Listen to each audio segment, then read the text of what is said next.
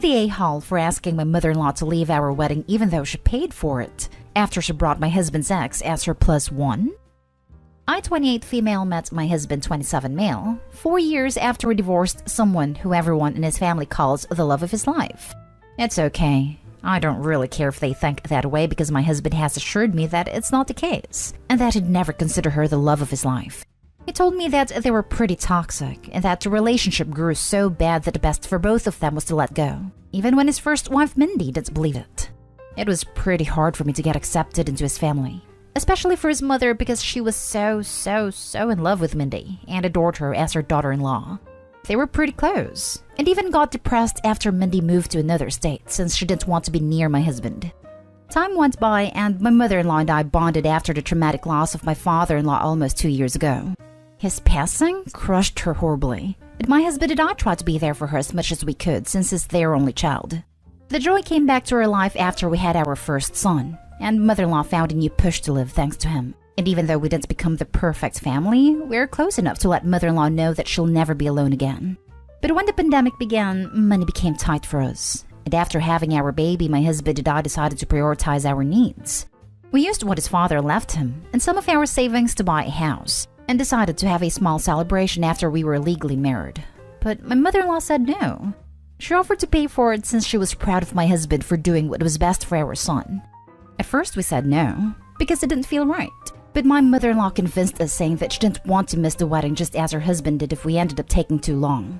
We made it small and simple because we didn't want to take advantage of her, and we even let my mother-in-law have her way in some decisions.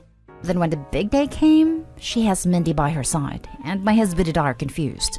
My mother-in-law approached us and we asked her what was happening. She said that she had invited her to the wedding because it was a special day. My husband said that yes, it was a special day for us, and that Mindy had no business being there, and would appreciate if she left. My mother-in-law looked at me, but I said that I feel the same way. But my mother-in-law got angry, and said that she paid for the wedding and she could invite anyone she wanted. While we both agree, we said that Mindy wasn't really anyone, and that it was the fact that she didn't tell us before, rather than inviting her. Then she said that if Mindy had to go, she'll follow, and my husband said, then do. She ended up saying that she's gonna stay, but that we had to tell Mindy to leave, which my husband gladly did. My mother-in-law spent all the evening mad, and after the wedding, we offered to pay for half of it or even everything if she wanted, but she said that the damage was already done. Now for the top comments. Not day home. I would go no contact with her faster than I could type this comment. Yeah, this just screams narcissistic parenting. This. And I suggest you seriously consider if you want to leave your child alone with her. This, interactions about the wedding, give me a bad feeling that she may try to turn your child against you and can communicate and converse. Be wary. She cannot be trusted. Not day home.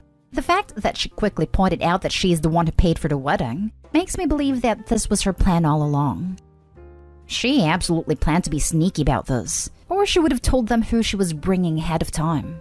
It sounds like Mindy lives out of state now, so this required planning. It was not a spur-of-the-moment decision.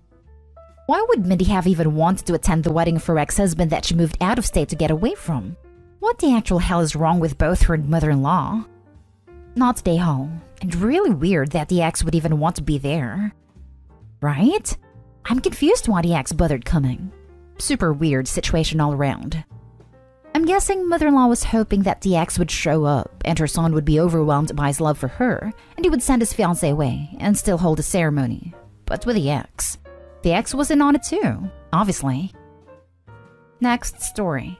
Am I the a-hole for kicking the best man out of my wedding after he disrespected my fiancé? I've been best friends with Jeff since 7th grade. He spent a lot of time at my house because his parents are very strict and religious. He had a cool laid-back mom, and everyone wanted to hang out at my house. Jeff got close to my mom and pretty much lived there unofficially during high school. My mom hates the woman I'm marrying. It's a work in progress, and I have to make a lot of sacrifices to defend my fiancé. Jeff is aware of all the drama that has been going on, and for the most part doesn't offer his opinion, though he has occasionally told me no relationship is worth losing my mom over. My mom and my fiancé got into a huge fight over my mom's dress for the wedding. That issue actually worked itself out because my mom found out she's pregnant, so she couldn't wear the offending dress anyway. And she's very happy about the baby and doesn't care about fighting with my fiancé anymore. Jeff heard about the dress drama from my mom when he was hanging out with my cousin at a family cookout, which I did not attend. Then Jeff sent me a text calling my fiancé a controlling, insecure little girl, and saying I am an idiot if I would lose my mom over some witch. He admits he had been drinking when he sent it, and said he is sorry for calling her a witch, but that his sentiment stands. I did tell my fiancé what he said. I decided I can't have a best man who doesn't support the relationship and who disrespected her. I told Jeff he is still invited, but can't be the best man. He took it all right, but admitted he is worried about our friendship. My mom told me that I'm a horrible friend and becoming a fake person. She said she would never have a best friend she couldn't be honest with, and she wouldn't marry someone who was so sensitive that she had to protect them from words. Our friend group is pretty split 50-50 on this, so I don't know if I overreacted. Not today, Hall. I mean, there's probably a lot more to the story and why your mom and friend don't like your fiancé, but based on the content of your post, your reaction is justified. What was the issue with the dress? Was it white? Just attaching myself to your comment here because I'd love an answer from Opie. Why do I have the feeling that Jeff is your mom's baby daddy? Could it be so? Info. What was the issue with the dress? What are some specific incidents that have come up between your mom and fiancé? Not today, Hall. Your mom sounds nuts. Your fiancé may be a little immature, but definitely not deserving of what your friend said about her. The dress was too sexy.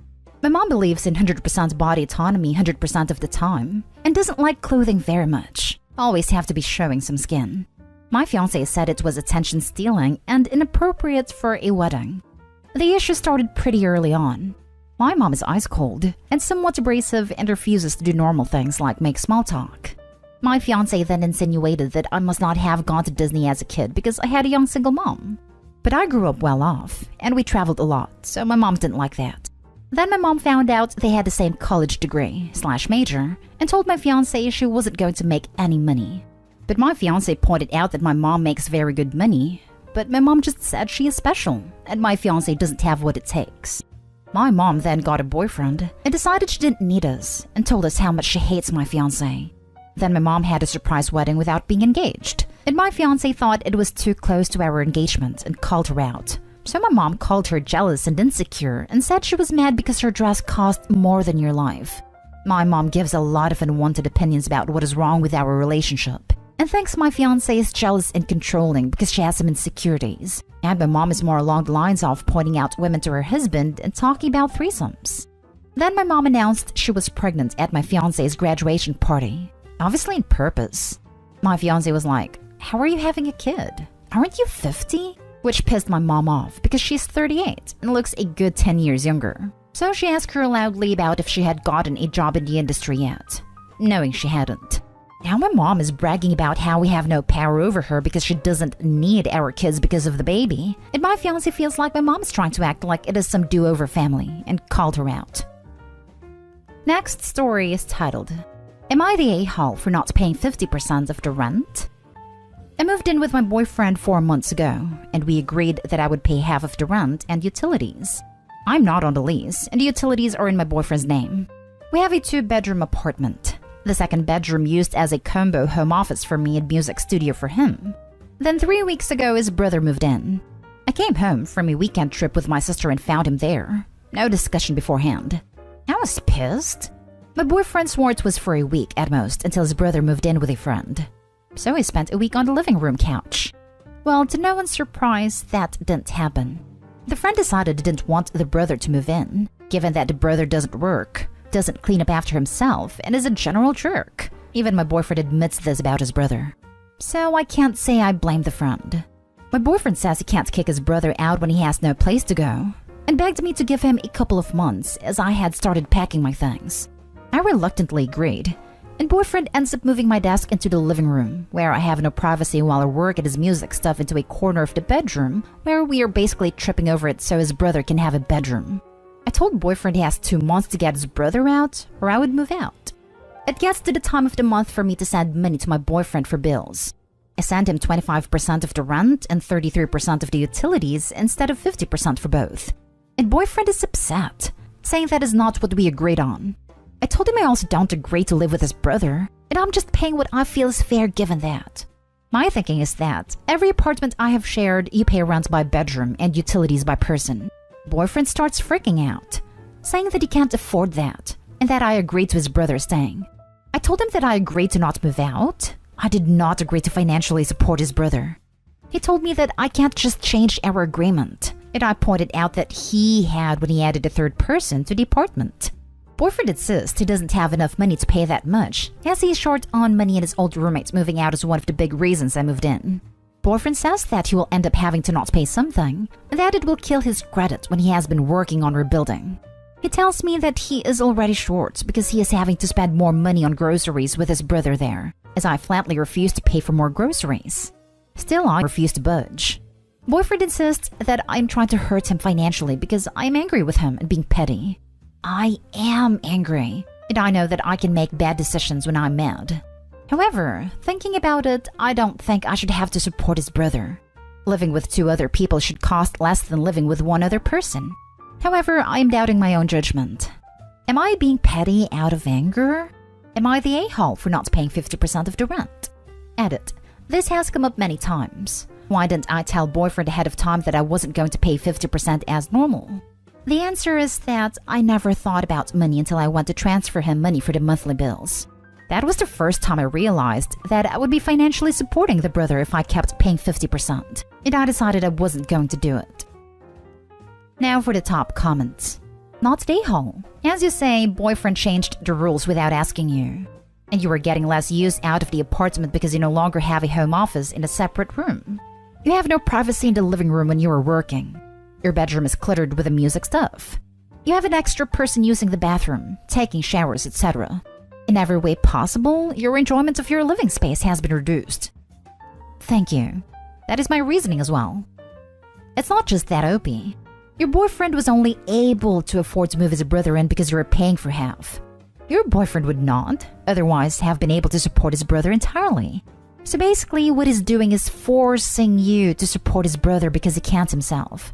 I think you need to move out, because this is a much deeper problem than just being blind because of family. Your boyfriend has bad credit and is rebuilding, and yet he allows his brother to stay without contributing? And I understand why he has bad credit. He is incapable of making good financial decisions. And is fighting with you over how much you pay for his brother instead of fighting with his a-hole brother over not paying, / not getting a job at a time when jobs are going begging? OP, if you stay with this dude, his family will be your responsibility for life. Not to mention your boyfriend's poor financial decisions. Reconsider. Not the a-hole. That is what I finally realized when I started to transfer money to boyfriend, which is why I changed the amounts to 25% and 33% instead of 50%. I won't let this happen long term. When I said I would move out if the brother didn't leave in 2 months, not 6 weeks, I meant it. Darling, move out now. No, you're not the a-hole. Your boyfriend is forcing you to support his brother. Everywhere is hiring. This is immature bullcrap. Seriously, get out. That's the key. Opie needs to just move. Opie seems capable if she was packing at first. But the boyfriend is both inconsiderate and disrespectful. You don't move extra people in on your girlfriend or roommates.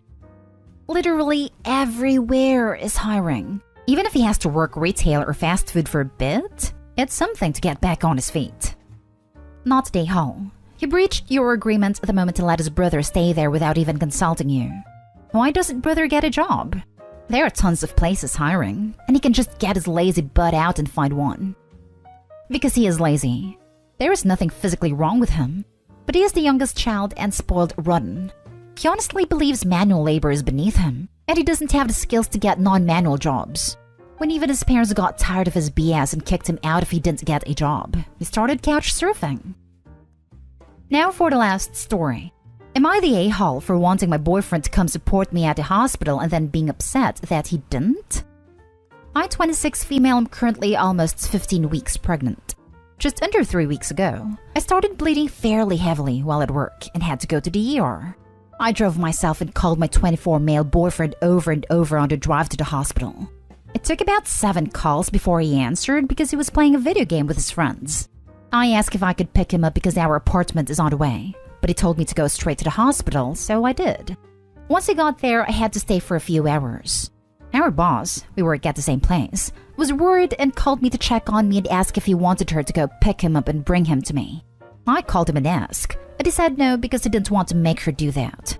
I told him she was offering, but he still said no. He stayed on the phone with me for a little bit, but was still playing with his friends and was pretty distracted. My phone ended up dying, and I spent the last 2 hours there alone, terrified I was losing my baby, and being told to stop crying by the nurses because I was going to stress baby out. When they finally discharged me, I had to drive myself home. When I got home, I told him I was upset that he left me alone with no support like that. He argued that he didn't have a way there. I reminded him about our boss offering, and that's when he told me that I was ignoring his fear of hospitals and doctors, and it was unfair that I expected him to just get over it to come sit with me. Then he said the next time he sees a big spider, he's going to push me to it and tell me to get over it.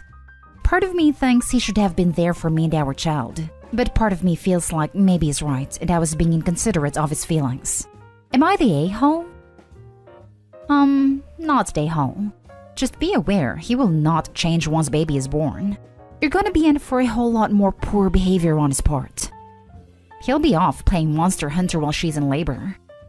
Irrelevant, but that was actually the game he was playing while I was in the ER.